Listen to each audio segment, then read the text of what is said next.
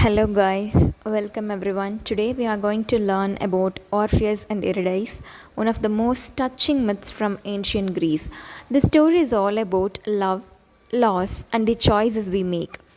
So please pay attention to the symbols and lessons we can draw from this myth. Before we dive deeper into the myth, it is important to understand the voice behind the version we are reading.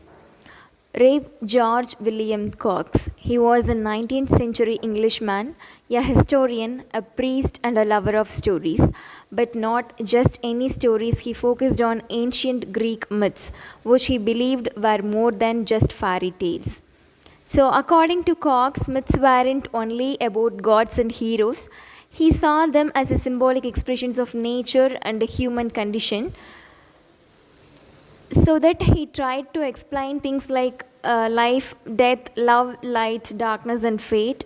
For example, he believed that characters like Orpheus and Eurydice were not just lovers but also representations of day and night, light and shadow, hope and despair.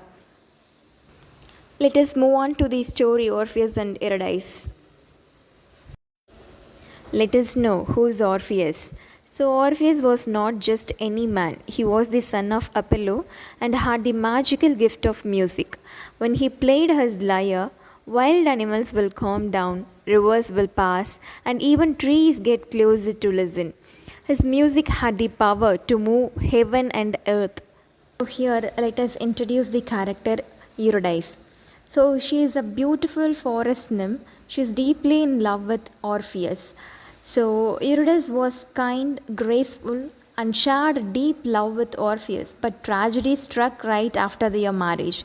While walking through the woods, she stepped on a venomous snake and died instantly. Her sudden death sets the stage for the rest of the myth. So let us discuss about the most courageous part of the story. When Eurydice dies, Orpheus is not like other mortals. He doesn't simply mourn her loss, but he decides to go after her. He has to descend into the underworld, the land of the dead, a dark, dangerous, and forbidden place. So, this is something no living person is supposed to survive, but Orpheus isn't like others. He carries the power of music. As he journeys deeper into the realm of dead, he plays his lyre. And guess what? Even in a place as gloomy as underworld, his music makes an impact. Cerberus, the terrifying three-headed dog guarding the gates, calms down. The soul of the dead pass in their suffering. Even the cold, stern gods Hade and Persephone are moved to tears by the beauty of his song. Orpheus pleads with them. He doesn't want to defy fate or cheat death. He only wants a second chance with Eurydice. His words, filled with sorrow and love, are so powerful that Hades make a rare exceptions. So this scene shows us the unbelievable strength of love and art. Orpheus' music is not just entertainment. It is his way of expressing grief, love, and devotion, and it is strong enough to move the hearts of gods. Orpheus went to the underworld and he played his lyre to the god of death, Hades and Persephone. After hearing Orpheus' beautiful music and heartfelt plea, Hades, who rarely shows mercy, agrees to let Eurydice return to the world of living. But there is a catch, and this is where the story's main lesson begins.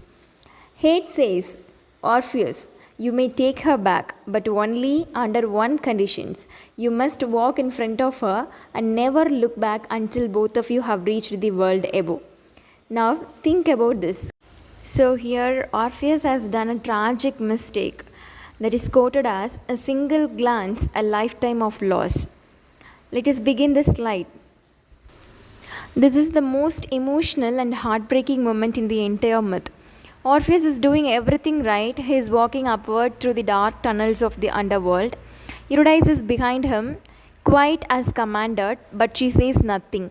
He hears no footsteps. The silence becomes overwhelming. Now put yourself in his shoes. Wouldn't you feel anxious? Wouldn't you wonder, is she really there? Did hate trick me? What if I have already lost her? So these thoughts ruining the Orpheus mind. As they approach the final step into the daylight, that fear and doubt become too strong. He turns in that single moment, just a second. Too soon he sees her, but it is too late. As their eyes meet, she begins to fade, pulled back into the shadows of the underworld. She reaches for him, but she is gone. This moment is filled with symbolism. It shows us how a lack of trust, even for a moment, can cost us everything. Orpheus had to believe with his heart, not his eyes, but his human emotions, fear, love, and impatience overcame him. Now, Orpheus has realized that Eurydice is gone forever. Orpheus is left with nothing but his sorrow. He returns to the upper world, not as a hero, but as a broken man. Imagine the weight of that second loss. He had almost succeeded and then lost her again because of a moment of weakness. That kind of grief changes a person. So, Orpheus no longer plays joyful music. His lyre now sings only a pain, regret, and longing. He refuses to love again. In fact, he avoids all human connections, especially with women, as a symbol of his eternal devotion to Eurydice. In some version of the myth, he is eventually attacked and torn apart by the Menites, wild followers of the god Dionysus, who grow angry at his refusal to honor their god and accept new love. So, this entire story revolves around the theme and morals of love and devotion, trust and doubt, loss and grief, the power of art and music, fate and choice, patience versus impulse. And from this story, this reminds us that sometimes we must wait even when it is hard and have faith in what we cannot yet see. So, this is all about the story Orpheus and Eurydice. Hope you all understood. See you in the next class. Thank you.